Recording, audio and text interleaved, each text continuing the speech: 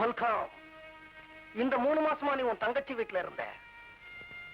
இந்த 3 மாசமும் நான் உங்க வீட்டுக்கு அடிக்கடி வந்துட்டு இருந்தாலும் எனக்கும் என் மனைவிக்கும் நடுவுல உடல் உறவு கிடையாது. ஆனா அவ கர்ப்பம்னு நீங்க சொல்றீங்க. அது எப்படி? மிஸ்டர் ராம்குமார், நான் என் மனைவிய சீதைக்கும் மேல நம்புறேன் சார். டாக்டர் சார், நீங்க சொன்னதால எங்க அப்பாவும் அம்மாவும் உங்க பொய்ய அப்படியே உண்மை நம்பிட்டாங்க. ஆனா நான் நம்ப முடியாது. ஏன்னா அவ புருஷன் சார். 3 மாசம் கழிச்சு அவ வயிறு வீங்கி ஆகணுமே, அப்ப என்ன பொய் சொல்ல போறீங்க? பயத்துல என்னுடைய தலகாணியா வச்சு கட்டிக்க போறேன். இந்த நிச்சயதார்த்தத்தை தடுத்து நிறுத்த இந்த பொய்யை தவிர எனக்கு வேற வழி தெரியும். இது நிச்சயதார்த்தமா இல்லாம கல்யாணமாவே இருந்தாலும் என் புருஷன் என்ன தவிர ஒருத்திக்கு தாலி கட்ட மாட்டார் அப்படிங்கிற நம்பிக்கையோட நீ அந்த வீட்டுல இருந்திருப்பேன் நான் எதிர்பார்க்கிறேன். It is all right. Past is past. நீ பிரச்சனைகளுக்கு முடிவு காணல. ஒரு 3 மாசம் போஸ்ட்போன் பண்ணிருக்க. That's all. இந்த 3 மாசம் என்னுடைய அம்மா உனக்கு ஒரு அம்பிகையா இருந்து பணிபுரிய போற. ஆனா 3 மாசம் கழிச்சு அவளே ஒரு மகா காளியா உருமாற போறாளே, அப்ப அவளுடைய ஆவேசத்தை தாங்கக்கூடிய சக்தி இந்த உலகத்துல யாருக்குமே இருக்க முடியாது. We will cross the bridge when we come near it.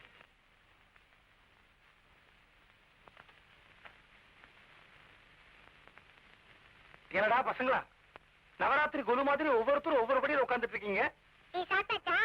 இன்னும் இல்லடா கண்ணா. அப்பா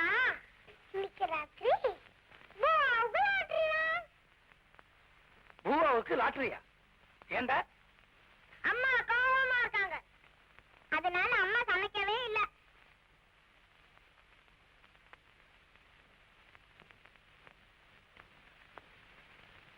ஆமா, சாப்பாடு போடு.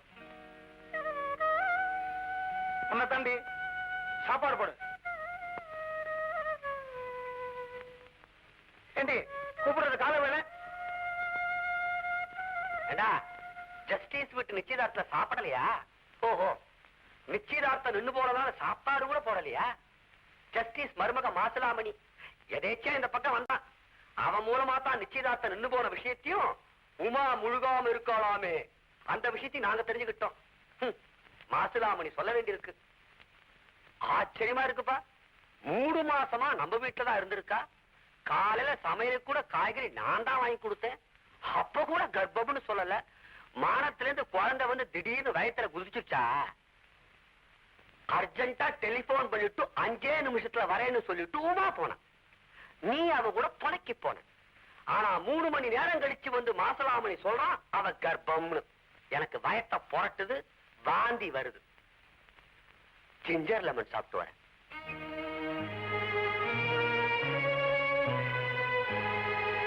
என்னாச்சு? என்னடியாச்சு? என்னடியாச்சு உனக்கு? 13 வருஷமா அங்க ஏற்படல. ஆனா 3 மாசத்துல இங்க வந்த உடனே என்கிட்ட கூட மறைச்சு கர்ப்பம் ஏற்பட்டுச்சு. அதுக்கு என்ன அர்த்தம்? ஆமா, வார்த்தையில குட்டினா அல்ல முடியாது.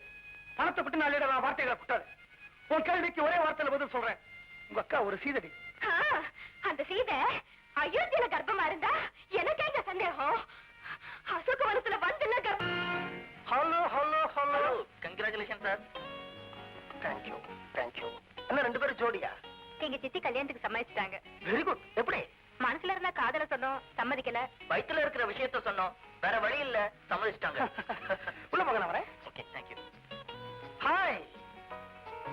கார்பரேஷன் ஸ்கூல்ல இருந்து பிக்னிக் கூட்டிக்கிட்டு வந்த மாதிரி இருக்கு.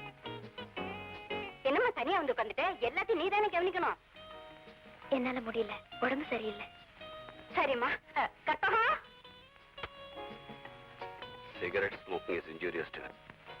என்னங்க விஷயம் புரியாம உமா நிஜமாவே கர்ப்பமா இருக்கான்னு நினைச்சுக்கிட்டு ஜஸ்டிஸ் வைஃப்னு பாட சொல்றாங்க.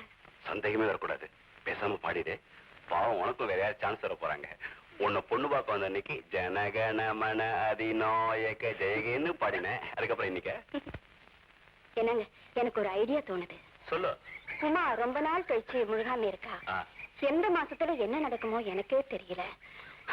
என் உடம்புதான் இப்படி இருக்கே தவிர நாளைக்கு அவளுக்கு எடுப்பு இல்லைன்னா எனக்கு வேர்த்து கொட்டிடும். நான் தான் ரிட்டையர் ஆயிட்டானே, நான் தொடச்சு விடுறேன். ஆமா, பிள்ளை இல்லாத வீட்டுல கிழவன் துள்ளி விளையாடுறீங்க. இருக்கட்டும் இருக்கட்டும், நாளைக்கே பேரம் பிறந்துட்டா உங்க விளையாட்டை யார் சட்டை பண்ண போறா? அது இருக்கட்டும். என்னமோ சொல்லணும்னு சொன்னீங்க, என்னது? ரமாவும் அவ குழந்தைகளும் கொஞ்ச நாள் நம்ம வீட்டுல தங்கினா என்ன? உமாவுக்கும் பேச்சு துணையா இருக்கும், எனக்கும் தைரியமா இருக்கும். ஏண்டே, அவ புருஷனுக்கு சம்மதிக்கணுமே. நான் சொன்ன ஒண்ணும் சொல்ல மாட்டாரு. அந்த குழந்தைங்க ஸ்கூலுக்கு போறது கார்ல போயிட்டு போகுது. ஏண்டே, அந்த வீட்டுல ஒரு கிழவர் இருக்காரா? இந்த கிழவனுக்கு கம்பெனி. சரி, கேளு பாரு. நில்லடி.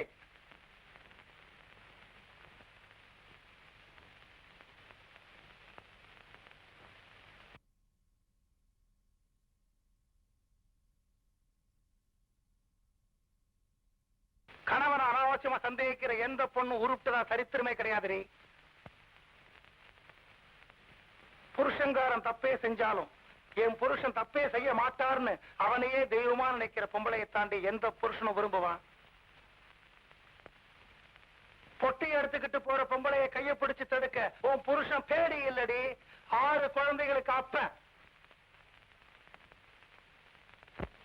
ஆனா போறதுக்கு முன்னாடி ஒண்ணு சொல்றேன், உன் புருஷனும் தப்பு செய்யல, உங்க அக்காவும் தப்பு செய்யல. நீதிபதி வீட்டுல நடக்க இருந்த நிச்சயதார்த்தத்தை தடுத்து நிறுத்த உங்க அக்கா கர்ப்பம்னு ஒரு பொய்யை தாண்டி சொன்னோம். நீ உண்மையான பொம்பளையா இருந்தா, வெக்கமான ரோஷம் இருந்தா இப்ப வெளியே போடி முண்டோம்.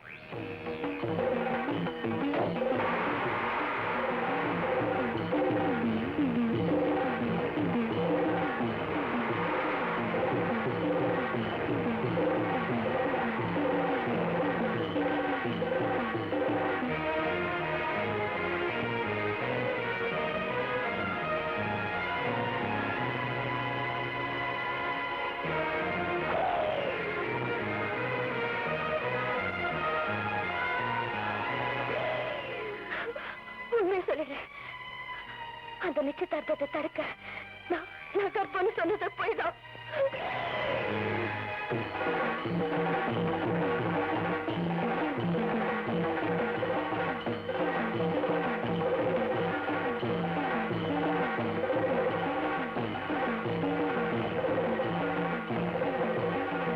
அழுகிற குழந்தைக்கு மிட்டாய் கொடுப்பாங்க கேள்விப்பட்டிருக்கேன். ஆனா குழந்தைக்காக அழுகிற எனக்கே மிட்டாய் கொடுத்துட்டா அவன் பொண்டாட்டி.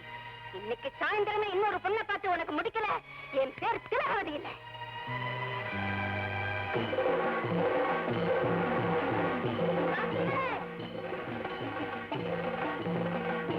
என்னம்மா இவ்வளவு தூரம்? குடி மீது போச்சு, கூட வாங்க.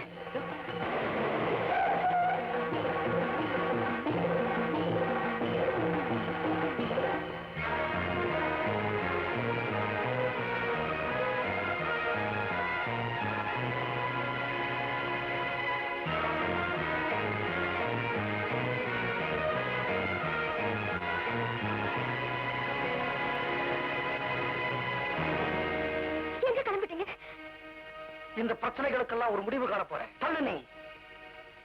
காலையில இருந்து 10-15 இடம் பார்த்தாச்சு. உங்க பொண்ணத்தான் பிடிச்சிருக்கு. 2ஆம் தாரம் தான். சம்மதமா? அதனால என்னம்மா, இன்னைக்கு எல்லாம் இருந்தாலும் பையனுக்கு 35 வயசு தானே ஆகுது.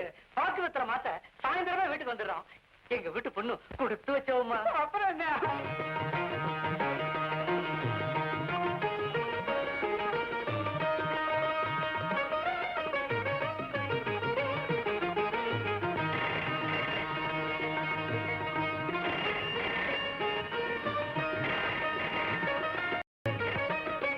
Hello, Dharmalingam here.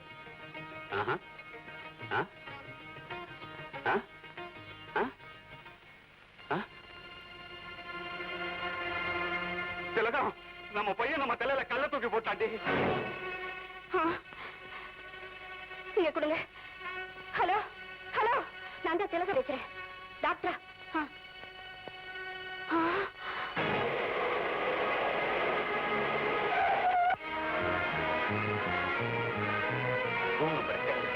அந்த லாஸ்ட்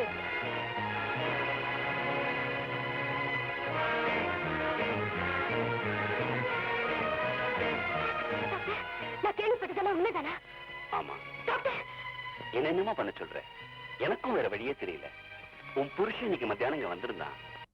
டாக்டர், நீங்க என் மனைவி கர்ப்பமா இருக்கா அப்படின்னு சொன்ன போய் 3 மாசம் கழிச்சு தான் விஸ்வரூபம் எடுக்க நான் நினைச்சேன். பட் மை பேட் லக், அது இன்னைக்கு கடத்தால விஸ்வரூபம் எடுத்துருச்சு. எங்க அம்மா அங்க ஏற்கனவே பத்திரகாளியா ஒரு மாதிரி நிக்கிறாங்க. எப்படி இன்னைக்கு சாயந்தரம் ஒரு பொண்ண எனக்கு பாக்குவத்துல மாத்த தயாரா ஏற்பாடு பண்ண போறாங்க. But I like Uma. I love Uma. உமாவை தவிர இன்னொரு பெண்ண இந்த ஜென்மத்துல என்னால நினைச்சு கூட பார்க்க முடியாது.